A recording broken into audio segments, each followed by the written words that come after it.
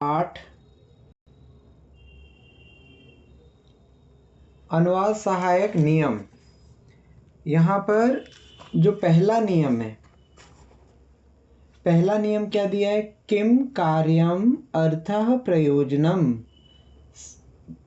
या व सहार्थक शब्दों में के योग में तृतीया विभक्ति होती है। ठीक है। सहार्थक का अर्थ है सह अर्थक, मतलब साथ के योग में। तो साथ के योग में तृतीया विभक्ति होती है, ये तो हम पहले पढ़े आए थे सह सार्धम साकम के साथ। अब तृतीया विभक्ति किसमें? किम में। किम मतलब यहाँ पे ऐसा नहीं है कि रामः किम करोति, ऐसा नहीं। मतलब ये हम किम का मतलब है यहाँ पर, यदि हम इस प्रकार से कहना चाह रहे हैं, मूर्ख पुत्र से क्या लाभ?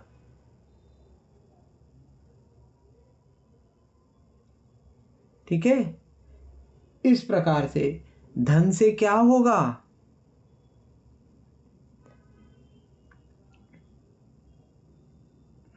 तो इससे क्या होगा, इससे क्या करोगे, इसका क्या प्रयोजन, इन चीज़ों के लिए जब हम किम या प्रयोजन या अर्थ या कार्य, जैसे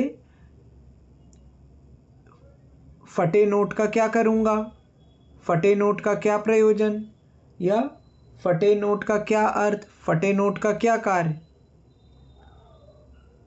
ठीक है। तो इधर पे तृतीया विभक्ति का प्रयोग होता है। जैसे धनेन किम, धनेन किम, धन से क्या, धनेन किम, धन से क्या।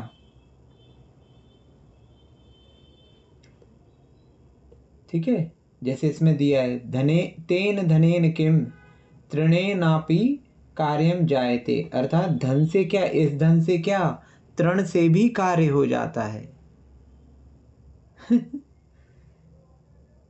को अर्थ मूर्खेण, मूर्खेण को अर्थ। तो मूर्ख से क्या अर्थ, मूर्ख से क्या अर्थ, क्या अर्थ यानी क्या कार्य।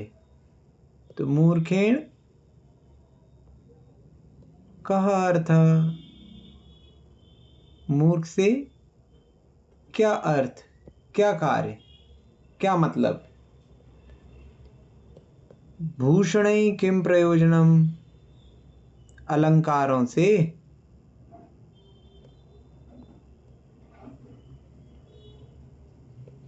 किम प्रयोजनम, क्या प्रयोजन।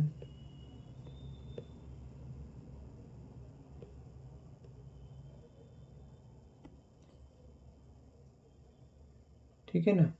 मित्रेण सार्धम, मित्र के साथ, सह सार्धम साकम तो पहले देख चुके हैं। तो किम कार्यम अर्थः प्रयोजनम। ठीक है। तो इस प्रकार से अगर हम प्रयोग करते हैं तो तृतीया विभक्ति का यहाँ पर प्रयोग होगा। जैसे जीर्णेन पुस्तकेन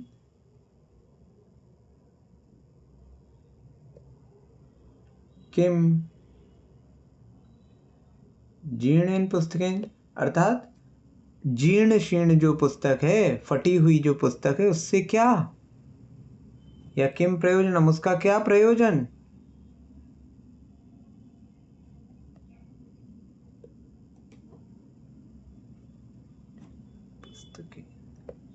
ठीक है।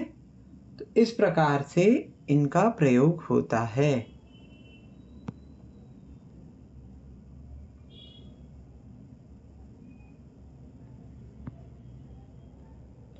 फिर यहाँ पे दूसरे नियम में कहा जा रहा है, बहि दिशावाची या भिन्नार्थक शब्दों के योग में पंचमी विभक्ति का प्रयोग होता है। बहि कहाँ से बाहर, बहि यानी बाहर, घर से बाहर, मंदिर के बाहर, नगर के बाहर, कहाँ के बाहर, तो बहि। तो इसमें जिसके बाहर, जिसके बाहर कहा जाएगा उसमें पंचमी। ठीक है, जिसके बाहर की बात होगी। तो किसके बाहर? तो ग्रामात, गांव के, बही,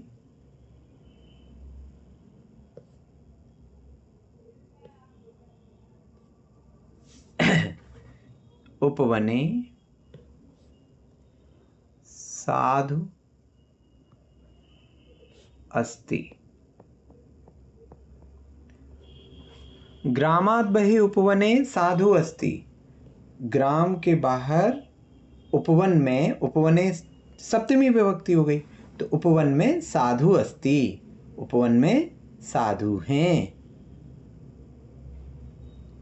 अब मेरा एक प्रश्न है कि साधु के दो अर्थ होते हैं। मेरा वॉइस आ रहा है, नहीं आ रहा है सभी को? हाँ, साधु के दो अर्थ हैं। एक तो साधु का अर्थ जो साधु मुनि होते हैं वो, और एक साधु का अर्थ होता है बढ़िया। तो ये उपवन बढ़िया है या उपवन में साधु है, ये हमें कैसे पता चलेगा? ग्राम के बाहर बढ़िया उपवन है, सुंदर उपवन है, या ग्राम के बाहर उपवन में साधु है? कैसे समझ में आएगा? ग्रामात बहि उपवने साधु अस्ति। ये सप्तमी विभक्ति है तो इसमें साधु का मतलब सज्जन या मतलब साधु रहेगा। अगर मैं ये कहूँ कि गांव के बाहर सुंदर उपवन है, तो फिर आप इसको क्या चेंज करेंगे?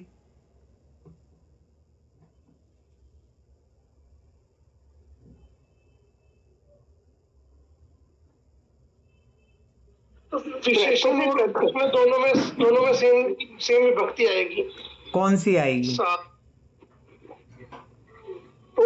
उपवन और साधु में मतलब वो सुंदर में दोनों की विभक्ति आएगी और द्वितीय विभक्ति आएगी, प्रथमा विभक्ति आएगी। प्रथमा विभक्ति आएगी, क्योंकि कौन है? उपवन है, उपवन है ना? प्रथमा विभक्ति दोनों में आ जाएगी, विशेष विशेषण संबंध हो जाएगा। ठीक है, तो ग्रामात बहि उपवने साधु अस्ति। इसी प्रकार हम और भी ले सकते हैं। जिनालयात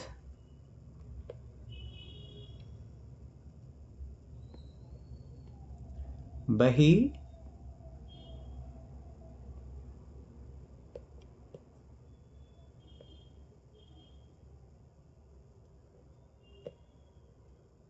पेज नंबर कितना है भैया जय जी ने? पेज नंबर 8 है, 8। जिनालयाद बहि जनाः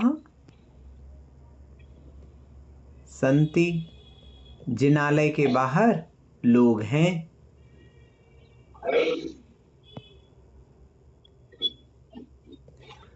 अगर मैं कहूँ जिनालयात,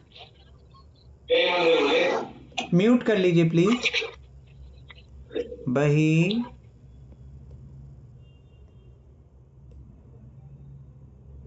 जिनालयात बहि तिष्ठत् अहम आगच्छामि।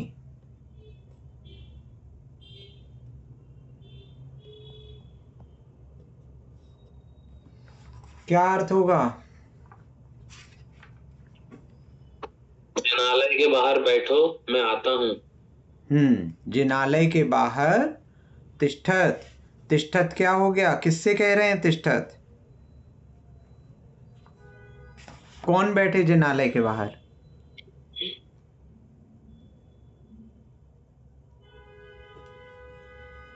किसी को आज्ञा दे रहे हैं। नहीं, वो कौन है जिसको कह रहे हैं? जिनालयात बहि तिष्ठत, जिनालय के बाहर बैठो। कौन बैठे? राम बैठे, श्याम बैठे। हाँ, मध्यम पुरुष का कोई। तो मध्यम पुरुष किसको कहते हैं? तुम बैठो। हाँ, तुम जिनालय के बाहर बैठो, मैं आता हूँ। ठीक है, क्योंकि तिष्ठत है, मध्यम पुरुष का एक वचन है, तो तुम लिखने की आवश्यकता नहीं थी। तो जिनालयात बहि तिष्ठत अहम आगच्छामि, तो तुम जिनालय के बाहर बैठो, मैं आता हूँ। ठीक है, अगर अहम भी नहीं लेते तो भी चल जाता, क्योंकि अहम क्या हो गया, यहाँ पे आगच्छामि लिखा है तो उससे सिद्ध है कि अहम का प्रयोग हो रहा है। क्लियर है ये सबको? किसी को कोई डाउट इसमें? आगे चलें।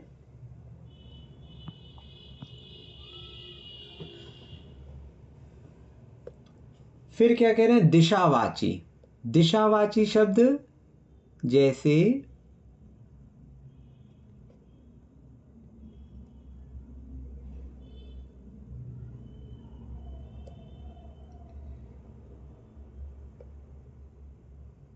गांव के उत्तर में वन है, मंदिर के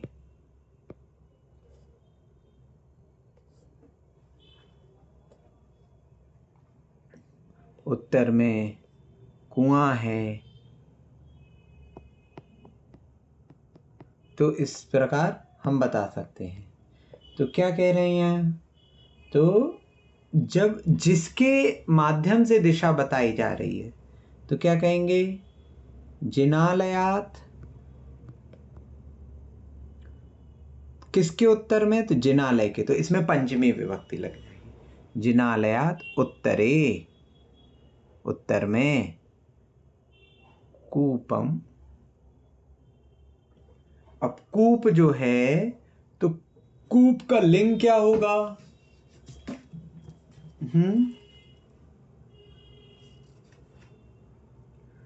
कूप का लिंग क्या होगा?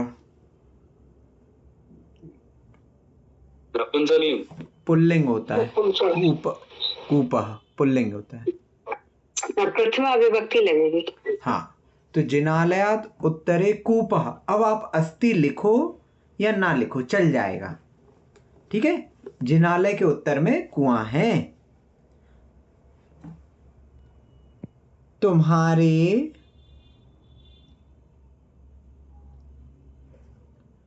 उत्तर में कौन है? तुम्हारे उत्तर में कौन है? तो यहां क्या कहेंगे,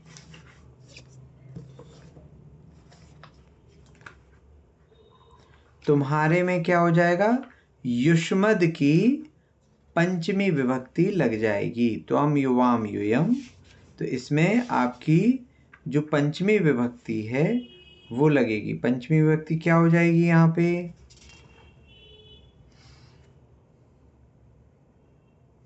त्वत्। त्वत् होएगी। त्वम युवाम यूयम, त्वाम युवाम युष्मान, त्वया युवाभ्याम युष्माभि, तुभ्यम युवाभ्याम युष्मभ्यम, त्वत् युवाभ्याम युष्मत्। तो त्वत् उत्तरे कह, कौन है, तुम्हारे उत्तर में कौन है, ठीक है। इसी प्रकार पूर्वे, दक्षिणे, ठीक है, पश्चिमे, कुछ भी ले सकते। दिशावाची जो शब्द हैं तो उसमें जिसके माध्यम से दिशा का कैलकुलेशन हो रहा है, जिसके माध्यम से दिशा को देख रहे हैं, उसमें पंचमी विभक्ति लगेगी, ठीक है। ये क्लियर है?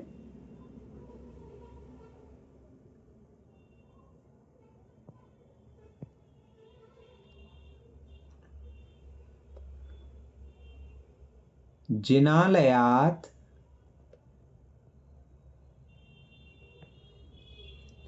बहि मानस्तंभः,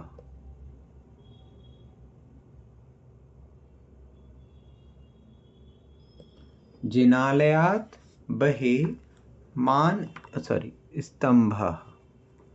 क्या हुआ इसका अर्थ?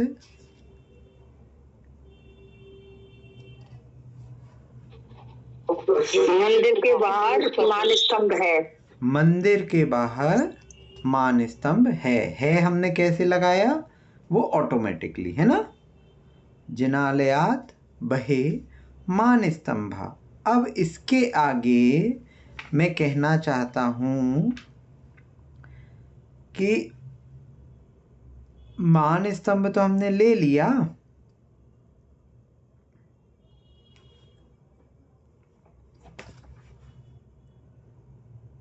तस्मात्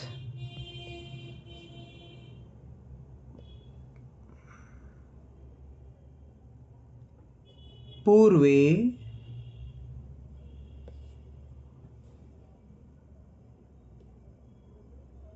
आम्र वृक्षः। अब इसका अर्थ क्या हो गया? जिनालयात् बहिः। उसके पूर्व में आम का पेड़ है। किसके पूर्व में? मान स्तंभ के पूर्व में, है ना, क्योंकि मान स्तंभ हमने पहले वाक्य में बोल दिया, तो अब तस्मात् किसको शो कर रहा है? मान स्तंभ को। तो जिनालयात् बहिः मान स्तंभ, तस्मात् पूर्वे आम्र वृक्ष। ठीक है, क्लियर है ये सबको? कोई डाउट?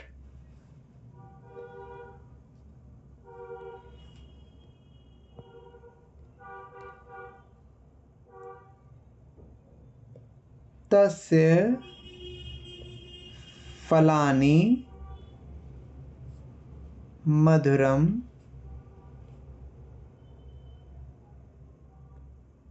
तस्य फलानि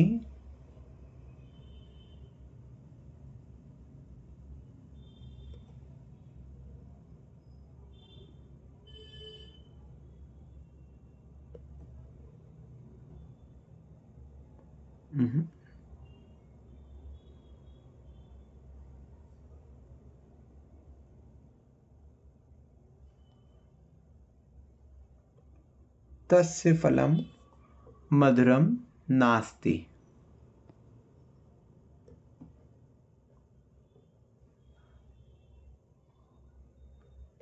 एतेन फलेन किम। अब क्या मतलब निकला इसका? उस वृक्ष के फल मधुर नहीं है। फिर एतेन फलेन, उस वृक्ष का फल, हाँ, फलेन बहुवचन तो लगाया नहीं है, तो उस पेड़ का फल मीठा नहीं है। हाँ, एतेन फलेन, ऐसे फल से, ऐसे फलों से, हाँ, ऐसे फल से क्या मतलब, क्या प्रयोजन, ऐसा कुछ होगा। हाँ, मतलब वही है ना कि क्या ऐसे फल फल से नहीं क्या, तो ऐसे फल से क्या करूंगा मैं, भाव यही निकल रहा है, ऐसे फल से क्या, है ना? समझ में आया? उस वृक्ष का फल मधुर नहीं है, मीठा नहीं है, ऐसे फल से क्या। ठीक है, क्लियर हुआ किस प्रकार से हमें प्रयोग करना है?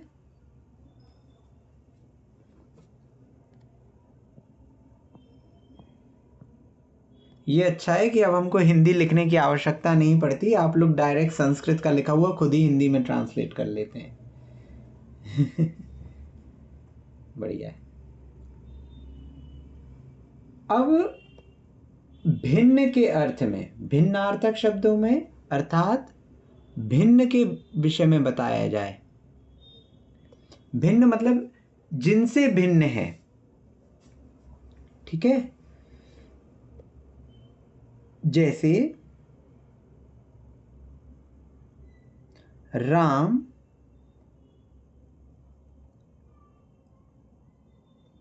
छात्रों से भिन्न है, मतलब कुछ हटके है।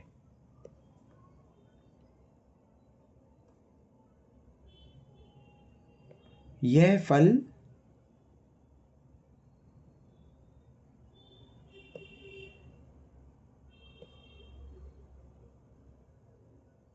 अन्य फलों से मीठा है।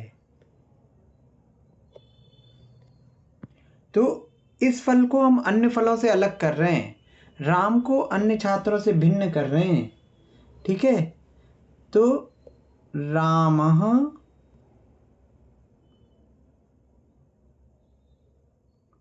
ठीक है, छात्रों से, तो छात्र हो गए बहुवचन, तो क्या हो जाएगा?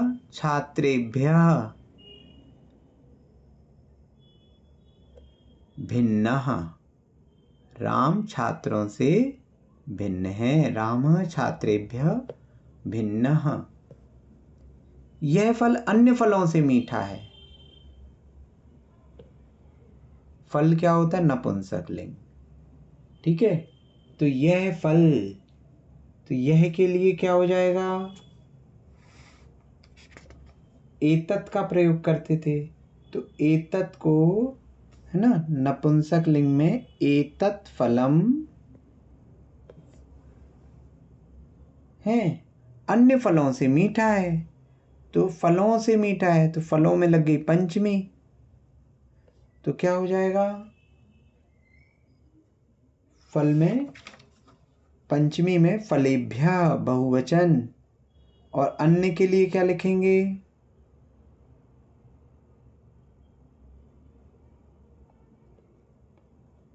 फलेभ्यः मधुरम। यह फल फलों से मीठा है। अन्य फलों के लिए क्या प्रयोग होगा? अन्य की पंचमी का है। अन्यन क्यों होगा भैया? अब पंचमी लगेगी, मतलब उसकी भी फले पे जो लगा है उसकी। हाँ, है ना, तो पंचमी लगेगी। तो पंचमी क्या हो जाएगी? अन्य के जो रूप हैं वो किसके जैसे चलेंगे?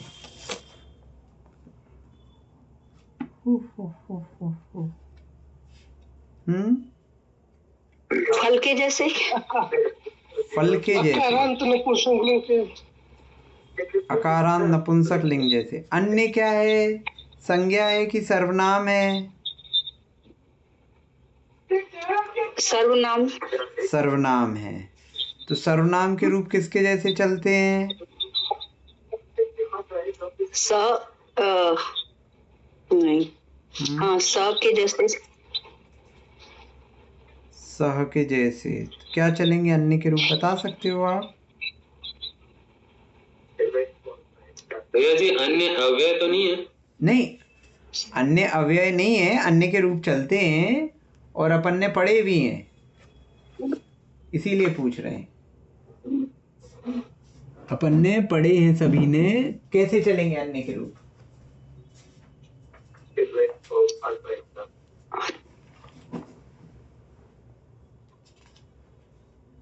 अन्यात नहीं, अभी तो मैं अन्य के रूप पूछ रहा हूँ। अब वो तो नपुंसक लिंग हो चाहे पुल्लिंग हो तो हो जाएगा। अभी अन्य के रूप बताइए पहले, यहाँ क्या आएगा वो तो बाद में बात करेंगे।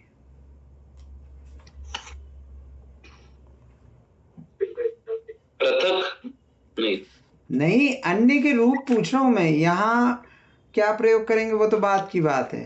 अन्य के रूप कैसे चलेंगे, प्रश्न ये है। अनन, अनन वर्ड संस्कृत में शायद यूज करते हैं अन्य के लिए, अनन। अभी अन्य के ही रूप बताइए आप। अन्य शब्द है, उसके रूप बताने हैं आपको। अच्छा, हाँ, अन्य शब्द के रूप। अभी यहाँ क्या प्रयोग होगा वो बाद में देखेंगे। अन्य शब्द के रूप क्या चलेंगे ये बताना है आपको। अन्य, अन्यौ, अन्यः, अन्यम, अन्य, अन्यौ, अन्यायो नहीं, अन्य, अन्यायो, अन्यतम, अन्यान, अन्यतमे, अन्यतमानी। अन्यतम, तो अन्यतम अलग होता है, अन्यतर अलग होता है, और अन्य अलग होता है। अन्यतम के रूप नहीं पूछ रहा हूँ, अन्य के रूप पूछ रहा हूँ।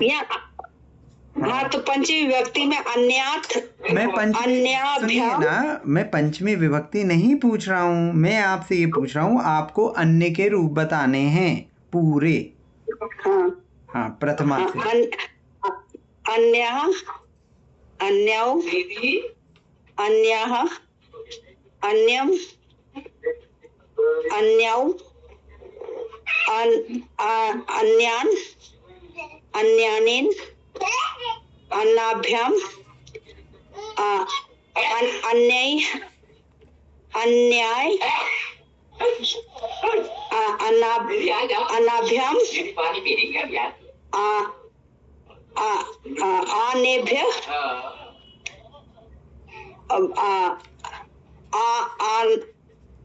अनाथ। किसके जैसे रूप चला रहे हो आप? बालक के जैसे, बालक के जैसे चला रहे थे, पर प्रथमा और द्वितीय फर्क हो जाएंगे। बालक के जैसे क्यों चलेंगे? पहले आपने कहा कि अन्य सर्वनाम है और बालक तो संज्ञा है। नहीं, हाँ हाँ, ये फिर कैसे चलेंगे? तो स के जैसे, पर स के भी तो ऐसे ही होता है तो सर, ताते ता, तामते ता, तो अन्य, नहीं, स्त्रीलिंग का अन्य, था। अन्यम, अन्यव, हाँ। अन्यान, बालक जैसे चल रहे हैं। क्यों चल रहे हैं? लेकिन आगे जो है अन्येन, अन्याभ्याम, अन्यई, अन्यस्मयी, यहाँ से चेंज हो गए।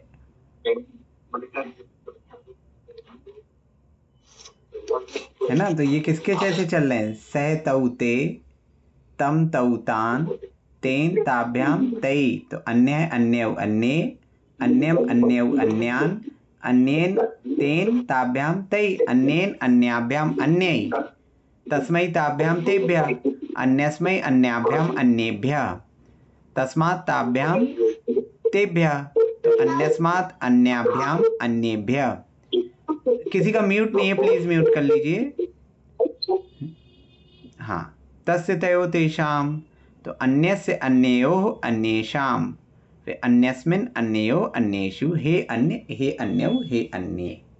ठीक है? तो इसके सह जैसे या सर्व जैसे चलेंगे रूप। तो यहाँ पर हम क्या कह रहे हैं? तो अन्येभ्यः, एतत् फलम अन्येभ्यः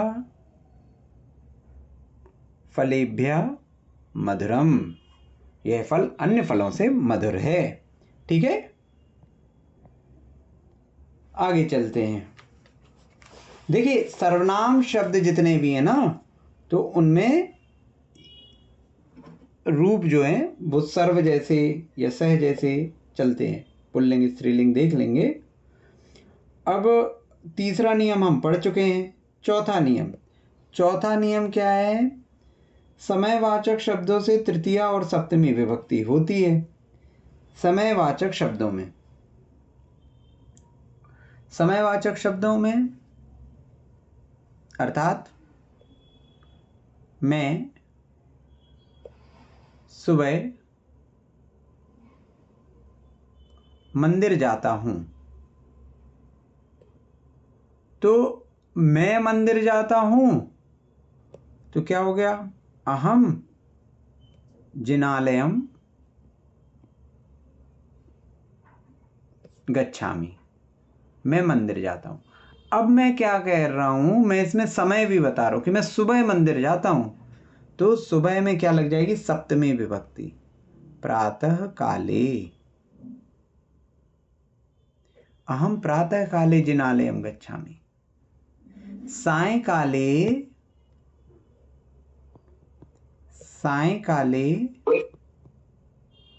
मम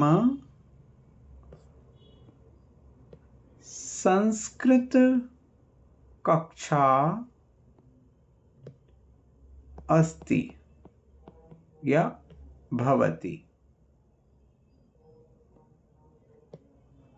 क्या अर्थ निकला?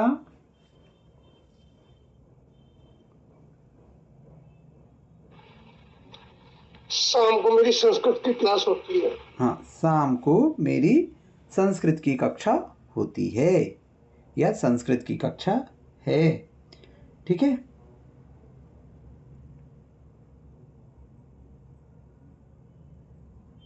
तो इस प्रकार से यहाँ पर जी, ये नियम नंबर कौन सा है? नियम नंबर 4, चौथे नंबर का, पेज नंबर 8 में, पेज नंबर 8 में चौथे नंबर का नियम।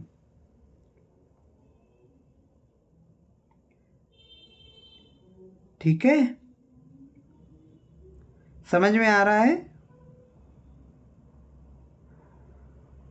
जी भैया।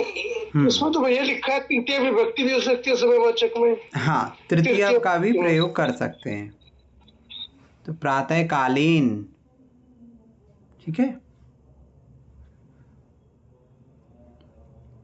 समानार्थक शब्दों के योग में तृतीय विभक्ति का अथवा षष्ठी विभक्ति का प्रयोग होता है। नियम क्रमांक 5।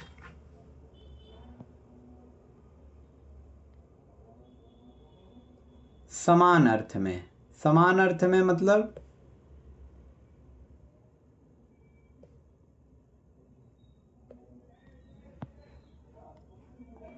राम के समान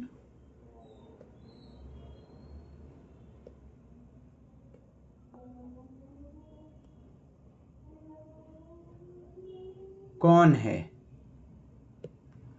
राम के समान कौन है अर्थात राम जैसा कौन है? तो रामेण तृतीय विभक्ति का प्रयोग किया। समः कः, राम के समान कौन है? या रामस्य समः कः।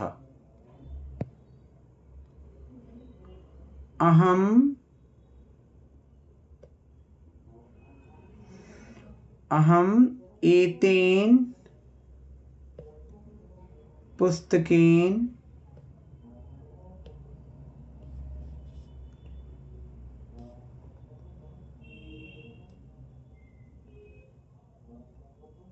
समम पुस्तकम वांछामि। क्या अर्थ होगा?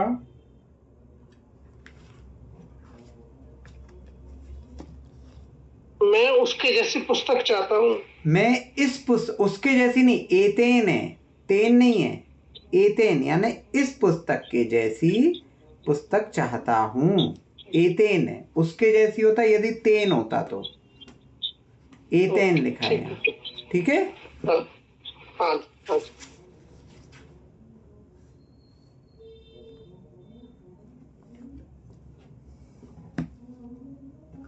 तो ये पांचों नियम आप लोगों को क्लियर हुए, जो नियम थे यहाँ पर।